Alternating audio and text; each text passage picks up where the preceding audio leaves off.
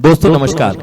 मेरा आज का जो एपिसोड है वो मेरे उन यंग दोस्तों के नाम है जिन्होंने या तो 12th पास कर लिया है या कि वो इस साल कर रहे हैं और अपने करियर को परस्यू करने की कोशिश कर रहे हैं।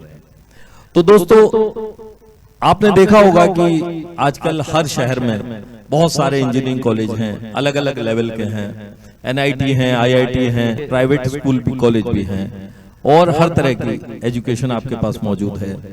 और इंजीनियरिंग कॉलेज इतने ज्यादा हो गए हैं कि आज की डेट में वो एक मजाक का विषय भी बन गया है।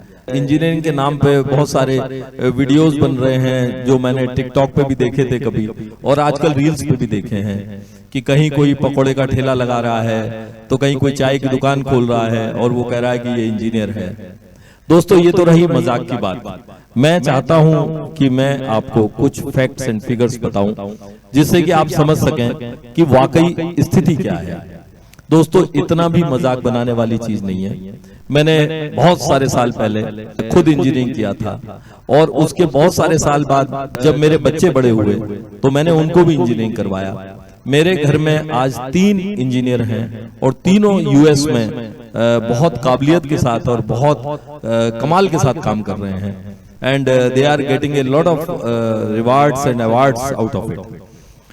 तो दोस्तों इंजीनियरिंग एक बहुत वास्ट नाम है, एक बहुत वास्ट विषय है क्योंकि बहुत सारी चीजों के बारे में इंजीनियरिंग के सब्जेक्ट होते हैं, ब्रांचेज होती हैं। जैसे पहले मैकेनिकल, इलेक्ट्रिकल और सिविल 3 कोर ब्रांचेस थी और लोग इन्हीं में जाते थे। और क्योंकि इंडस्ट्रियलाइजेशन बहुत तेजी से हो रहा था तो मैकेनिकल, इलेक्ट्रिकल और सिविल तीनों की बहुत आवश्यकता थी।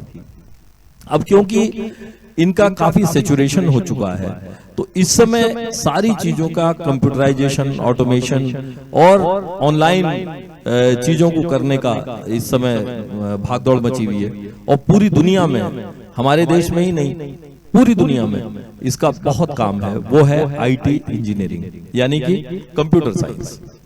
तो आज की डेट में लगभग पिछले 15 से 20 साल से और अब तक IT फील्ड में बहुत जॉब निकले हैं और बहुत ग्रोथ है। यही रीजन रहा कि मैंने अपने बच्चों को IT से ही करवाया और आज वो बहुत अच्छा कर रहे हैं।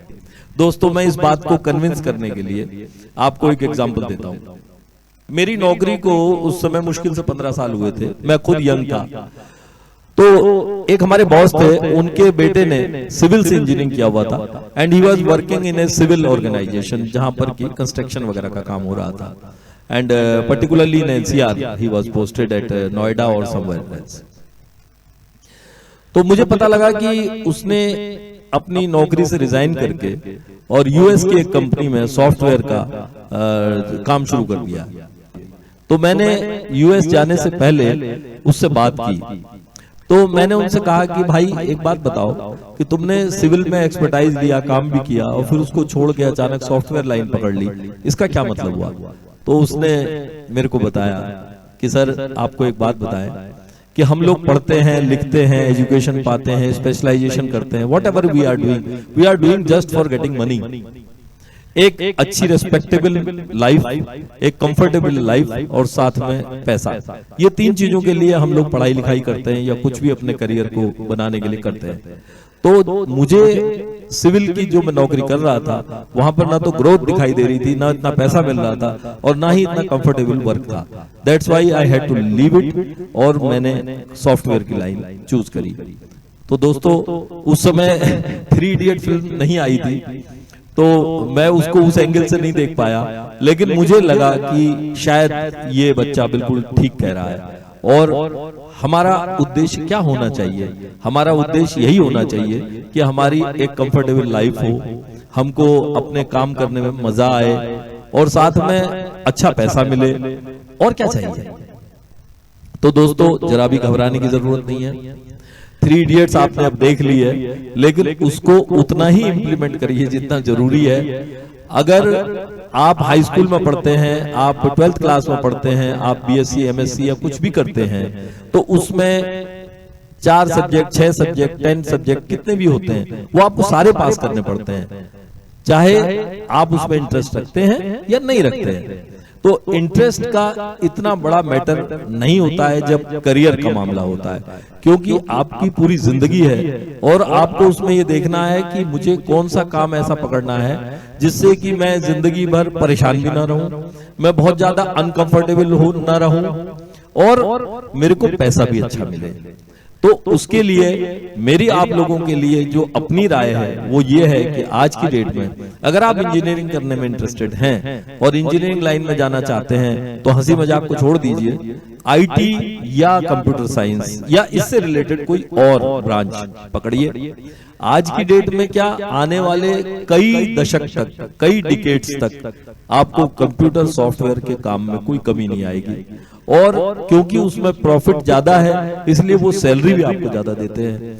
आपको अगर अच्छी सैलरी लेनी है, कंफर्टेबल जॉब करनी है, एयर कंडीशन ऑफिसेज में रहना है और अच्छे फ्लैट में और अच्छी गाड़ी में घूमना है, तो मैं समझता हूं कि आईटी से बेहतर कोई और लाइन आज की डेट में नहीं दिखाई दे रही, क्योंकि बाकी के जो कोर सब्जेक्ट्स हैं उनमें इतनी ग्रोथ आज नहीं है। दोस्तों वैसे पसंद अपनी अपनी, ख्याल अपना अपना, आपको जो अच्छा लगे अपनी जिंदगी के लिए वो करें, लेकिन मैं अपने अनुभव से, अपने बच्चों के अनुभव से और अपने साथियों के अनुभव से और अपनी इतनी लंबी जिंदगी में जो कुछ मैंने देखा है उसके अनुभव से जो मुझे ठीक लगा वो मैंने आप लोगों को बताया, क्योंकि आज की डेट में across the world IT professionals की बहुत डिमांड है। अगर आप कायदे से चीजें जानते हैं, आप स्मार्ट हैं, देन कोई आपको पीछे नहीं कर सकता, आप हमेशा आगे रहेंगे।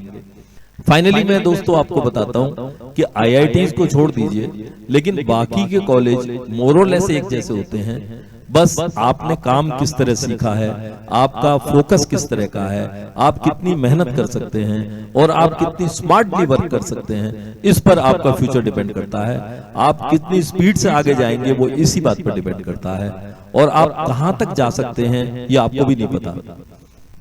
दोस्तों इसकी लिमिट स्काई तक है अगर आप इसको पकड़ सकें। तो आज के लिए बस इतना ही।